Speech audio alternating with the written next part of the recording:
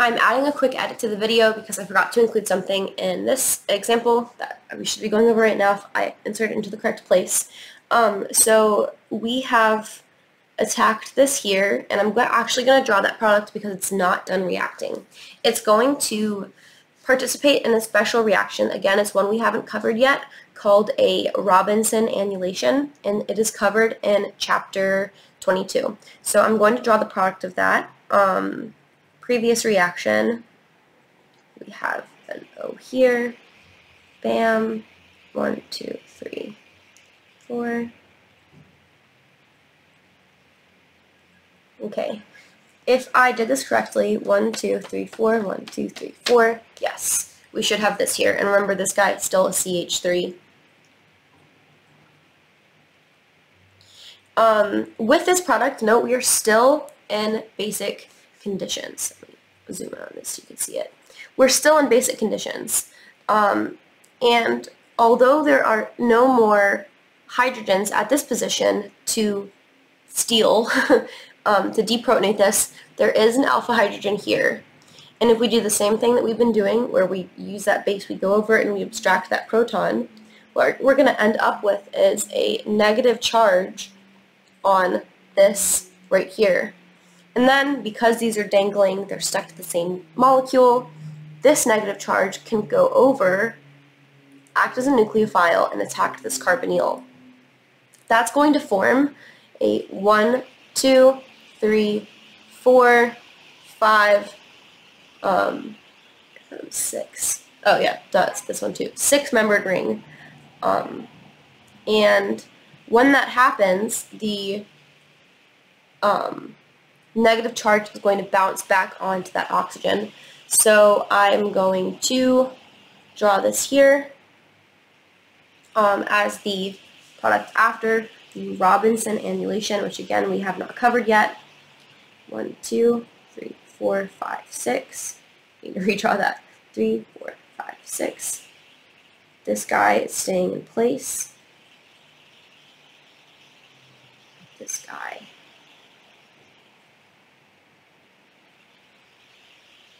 O minus there. And then CH3 here.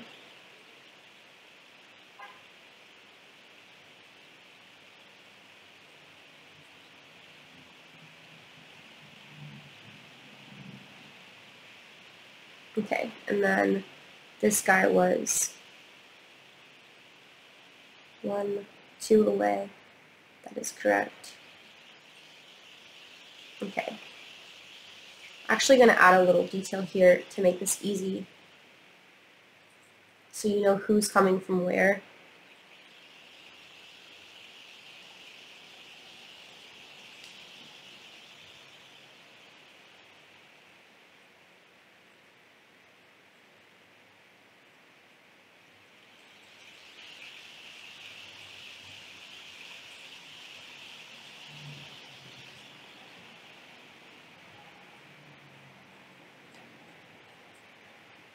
Sorry, this is taking a little bit longer. I'm trying to color code it so you can see that where the substituents have moved to, if they've moved, and which ones stayed in place.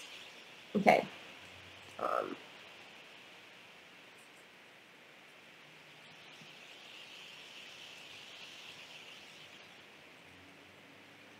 Okay. This is what we had. I color coded it so you can see that we had the substituents move around like this to close and form that 6-membered ring. The Robinson Annulation will occur basically any time that you can form the 6-membered ring, getting an alpha hydrogen deprotonated on the other end of some chain that's coming off of it. So that intramolecular reaction is likely to occur. And depending on whether or not it can be protonated, this is going to be, protonated. Maybe there's something in the solution that can protonate it. So you can leave it as is, I would think, as an alkoxide in a way. However, and this is not indicated in the reaction, so this reaction would end there. But if there was a second step here, or maybe it was just included, heat and you provided it, let me double check. Yes.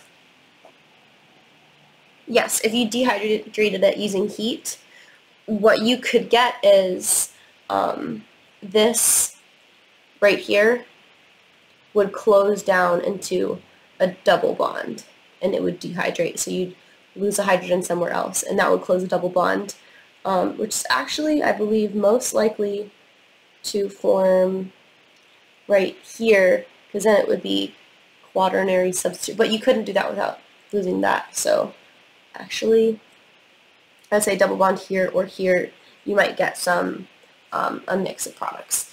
But Robinson annulation is often finished with dehydration. Just know that this particular question doesn't indicate those conditions. And so that's what I have. I think that is about it. So I'm going to go back to the other video now.